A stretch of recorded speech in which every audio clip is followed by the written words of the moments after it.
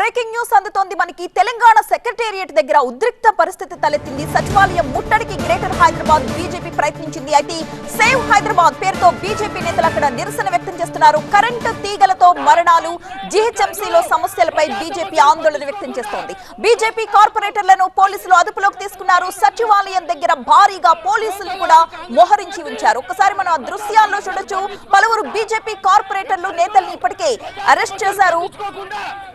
పోలీసులతో వాగ్వాదానికి దిగుతున్న దృశ్యాలు ప్రస్తుతం తెలంగాణ సెక్రటేరియట్ దగ్గర ఉద్రిక్త వాతావరణాన్ని తలపిస్తున్న దృశ్యాలు మనం చూడొచ్చు. సచివాలయం ముట్టడికి బీజేపీ గ్రేటర్ హైదరాబాద్ బీజేపీ యత్నించింది.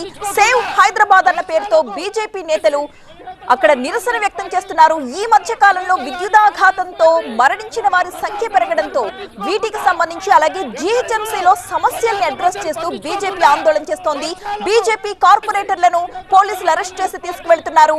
సచివాలయం దగ్గర భారీగా పోలీసులు మోహరించారు. ఈ నిరసనలో పాల్గొన్న వారందరినీ కూడా బలవంతంగా అక్కడి నుంచి వెహికల్స్ లో ఎక్కిస్తున్న దృశ్యాలు మనం చూస్తున్నాం.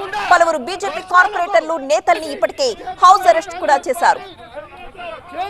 కాంగ్రెస్ పార్టీ ప్రజా సమస్యలు పట్టించుకోకుండా ఎక్కడ చూడు ప్రజా సమస్యలు పట్టించుకోకుండా అని చెప్పేసి గవర్నమెంట్ తెలియజేయడానికి శాంతిపూర్వకంగా ఇక్కడికి వచ్చాము.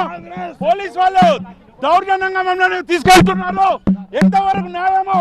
మేము బంగ్లాదేశ్, పాకిస్తాన్ లో ఉన్నామా, హైదరాబాద్ లో ఉన్నామా మాకే తెలుసలేదు.